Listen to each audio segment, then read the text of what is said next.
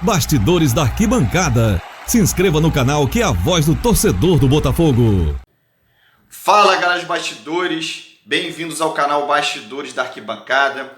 O vídeo de hoje a gente vai falar sobre aquela inesquecível final de 2010, onde o Botafogo sagrou-se campeão carioca em cima do Flamengo, com aquela cavadinha de outro mundo, aquela loucura que o Louco Abreu fez naquela final. Até então uma coisa inédita ali, né? Numa final, o gol de cavadinha, enfim, tudo que rolou naquele jogo. E também falar um pouquinho sobre um talismã daquele jogo, que foi a faixa dos ídolos, né? A maior arte já feita no Maracanã por uma torcida. E eu vou contar porque eu fui um dos personagens dessa final, né? Então eu tenho muita coisa assim inédita dos bastidores para falar para vocês. Eu vou falar aqui nesse vídeo agora. Galera, eu me recordo aí no ano de 2010, o Botafogo ele era trivice pro Flamengo, né? 3 títulos contestáveis, né?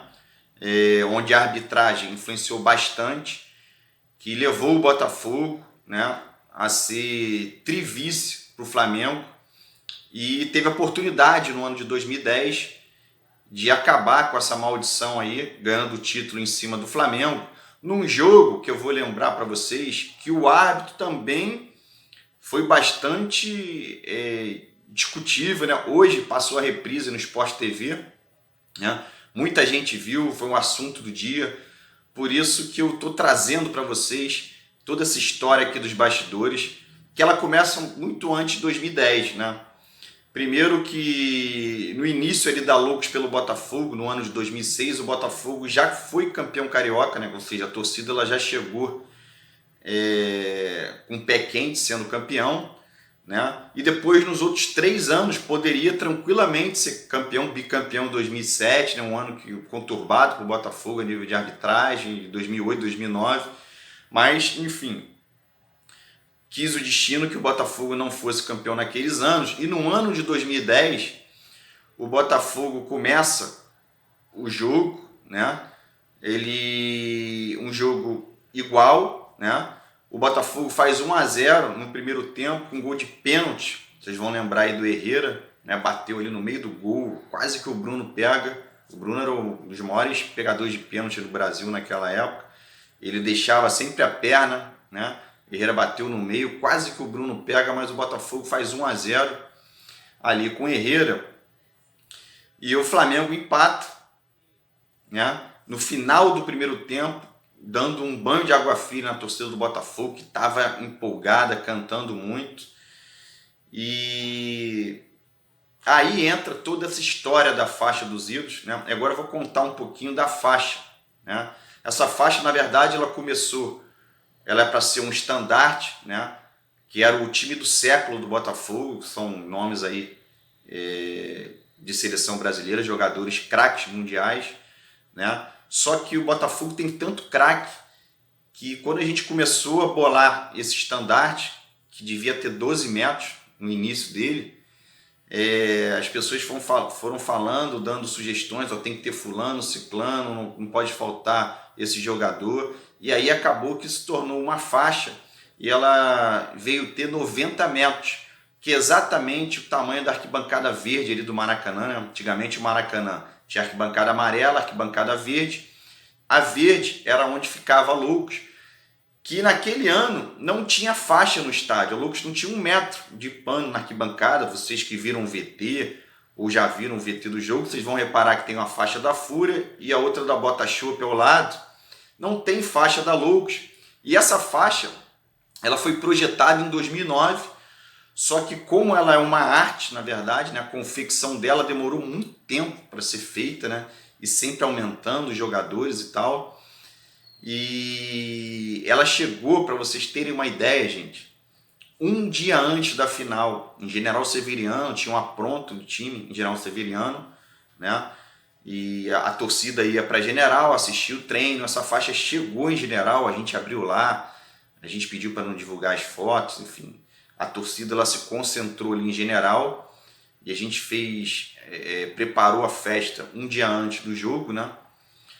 E a torcida do Botafogo estava muito confiante nesse dia. Eu, particularmente, estava confiante desde a semifinal, que foi Flamengo e Vasco. Eu queria pegar o Flamengo, porque eu senti na pele, na época, como presidente da torcida, né? A torcida do Flamengo cantando e ninguém cala, de chororô. Eu era o presidente. E esse título de 2010 foi o título que mais me marcou como presidente da torcida por isso, que foi a revanche.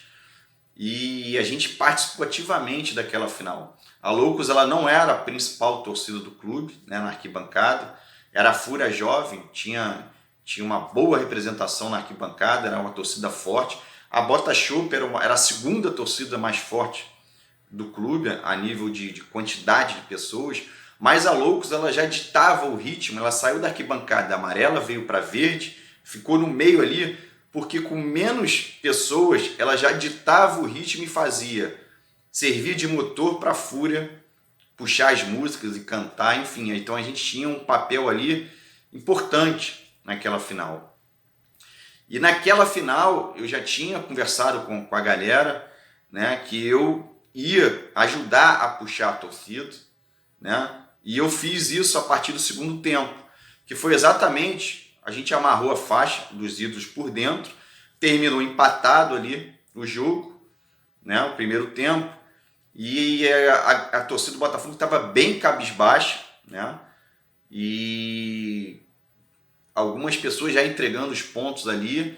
Foi aonde que a gente virou a faixa dos ídolos, né, foi uma surpresa ali para a torcida do Flamengo, foi impactante. O Luiz Roberto da Globo falou, torcida do Botafogo que vem inovando, trazendo músicas novas, faz essa homenagem linda, né, da sua história, e foi realmente, começou ali com Mimi Sodré, vários jogadores, Manga, Nilton Santos, Leônidas, Garrincha, Didi, Gerson, Amarildo, Quarentinha, Heleno, enfim, a história do Botafogo, né, uma história gloriosa, e a torcida do Flamengo, ele sentiu o impacto ali. Eu sabia que o pulmão da torcida do Flamengo, que é a raça, ia começar a puxar, e assim foi feito, mas a gente conseguiu abafar todas as músicas da torcida do Flamengo. Eu, nesse dia, eu ajudei a puxar a torcida, no caso a Loucos, né?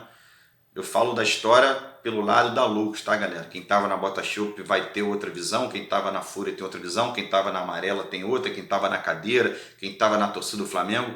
Estou contando a história que eu vivi. No intervalo ali eu reuni a Fúria e a Bota Chopp, elas estavam estreando as faixas, né? E completava ali o anel, não tinha espaço para a faixa dos ídolos, que era uma faixa que era só os jogadores do Botafogo, só o rosto dos ídolos do Botafogo. E a gente conseguiu ali convencer tanto a Fúria quanto a Bota Chopp a gente colocar a faixa dos ídolos, e eu consegui convencer eles ali na roda, porque a faixa ela foi, eu levei na capelinha um dia antes, né? General Severiano, quem entra em general, logo à direita, tem a capelinha.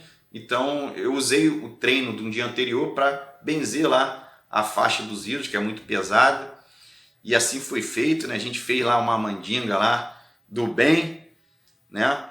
E eu tinha certeza que a hora que a faixa entrasse em campo ia mudar tudo, e assim foi feito. O Louco abriu cavadinha lá no Bruno, que era o melhor goleiro ali, pegador de pênalti do país na época. O Jefferson ainda não era esse Jefferson, e ele fez daquela cavadinha fenomenal. E aqui pro lado do Botafogo, o Flamengo atacava já no segundo tempo, o juiz, de forma errada, deu um pênalti, que não foi pênalti, expulsou o Herrera. O Herrera não tinha nem cartão ainda no jogo, para vocês terem uma ideia. O Herrera, na verdade, ele falou alguma coisa pro árbitro, né?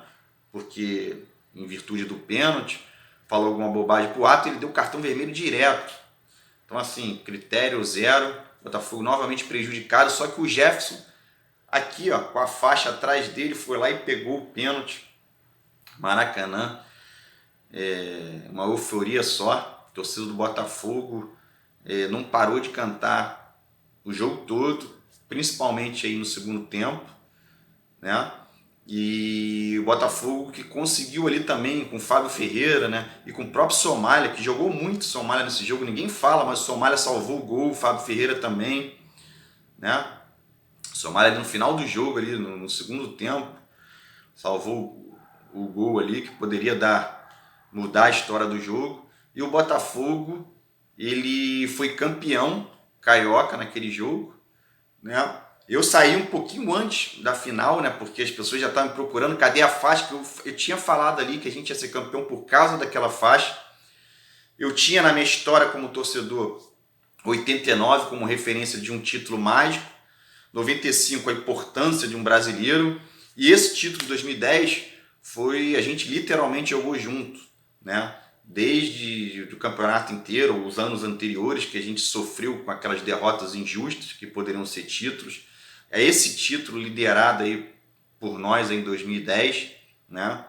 Com essa faixa histórica, faixa dos ídolos, na minha opinião, a maior arte já feita por uma torcida no Maracanã, fazendo referência à sua história, né? E mais uma vez a torcida do Botafogo inovou, apoiou e foi campeão carioca. E eu lembro muito bem, no dia 28 de dezembro de 2009, a torcida do Botafogo fez um protesto, né? A gente foi lá em General Severiano pedindo os jogadores, e aí veio o Louco Abreu, Herrera, o Botafogo montou um time e foi campeão carioca. Daí a importância também de cobrar, né? A diretoria, a gestão. Então fica aqui esse depoimento aí da faixa dos ídolos, né? Que era, na verdade, um estandarte que ia ter 12 metros, terminou sendo uma faixa de 90, com vários ícones da história do Botafogo, né? Uma arte aí que marcou época no antigo Maracanã, né? Muitos torcedores de outros clubes falam até hoje dessa faixa, uma faixa que foi muito, pra gente, muito pé quente. Toda vez que ela ia para os jogos, o Botafogo ganhava os seus jogos, ela esteve em alguns jogos depois dessa final, né? Essa faixa ainda existe e a gente está aguardando aí um momento especial para lançá-la de novo. Valeu, galera, um abraço a todos, fogo neles. Eu quero saber, ó, torcida do Botafogo aqui nos comentários, né? O que vocês acharam daquela final da faixa? Vocês acharam que essa faixa também foi um talismã, foi uma coisa mágica ali pra gente? Foi um diferencial? Somália jogou muito, vocês concordam com isso? E a cavadinha do Louco Abreu? E a defesa do Jefferson, do Adriano, que era um dos maiores batedores de pênalti ali da época. O Jefferson foi lá e pegou o pênalti.